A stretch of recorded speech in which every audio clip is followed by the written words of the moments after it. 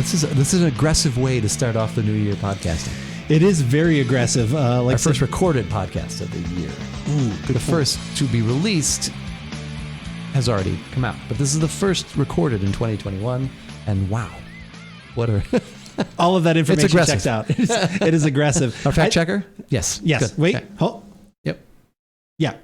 Yep. They said yes. Yeah, We're getting to go ahead on that. Mr. Phil Collins said that was correct. Gotta bring back Phil this year. We will. We need to figure that out. I have some camera ideas, but that's for another time. That's probably when we do our live show on twitch.tv/AboutBeverages most Thursday nights. You can come see any of that kind of other side insane silliness. But for now, like you said, we have got something that is guaranteed to murder our thirst. So we have a couple of waters for this Give It a Shot. I'm Andrew. And I'm Keith. And we are AboutBeverages.com. And the beverages actually that we are about today are Liquid Death, Sparkling Water, and Liquid Death Mountain Water.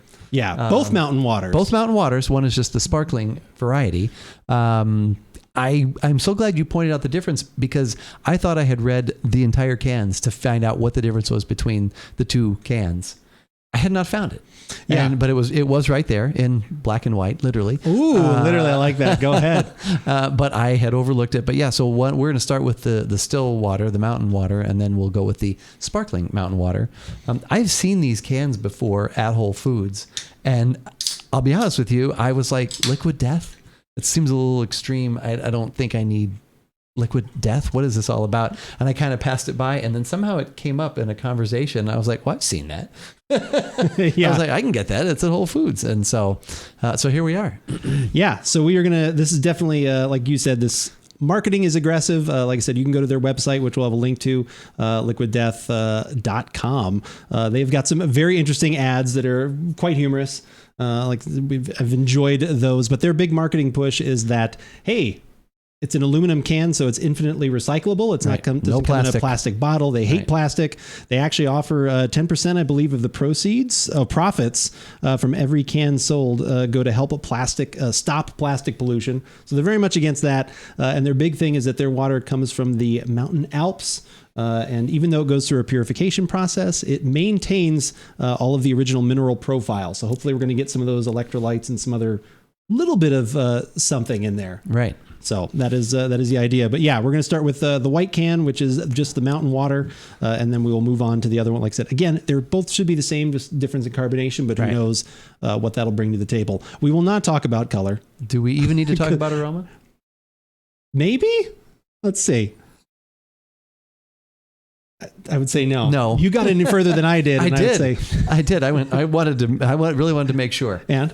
No. Okay. All right. Not necessary. Let's just see if our thirst is murdered, as they say.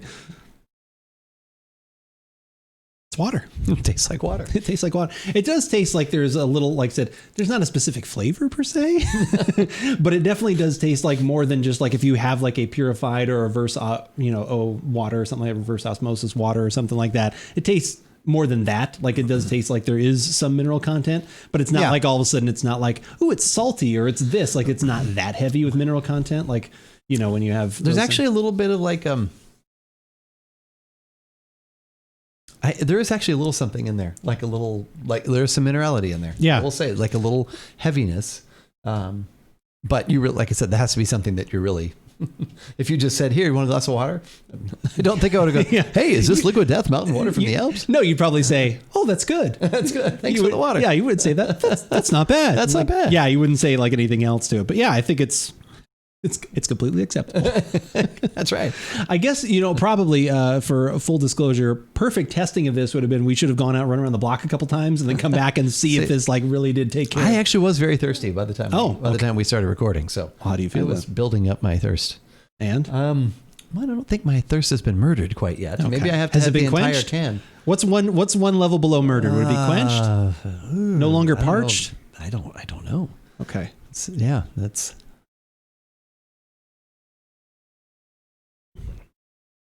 it's good. It's $1.49 can of water is what it is. Is it $1.49? I was wondering about that.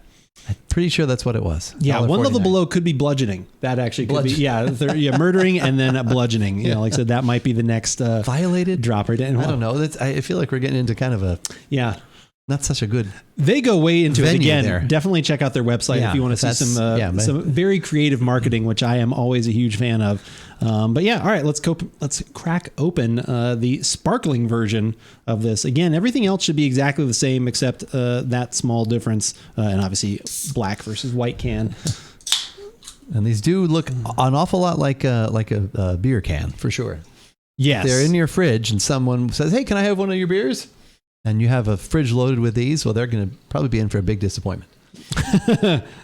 Or if they were reaching for something like a Budweiser or something, they might actually be pleasantly surprised. It could be. It actually would be better by a lot. Again, we're not going to talk about the transparency color that we have here. The color of water. The color of water. That's actually the other Tom Cruise movie that they don't talk much about. It was a sequel. The Color of Water. Yeah, they had The Color of Money, which is, like I said, that was all about green. They're like, let's go backwards. Let's go with The Color of Water. Like, no. I'm assuming still no aroma. You are correct, sir. I would be correct. All right.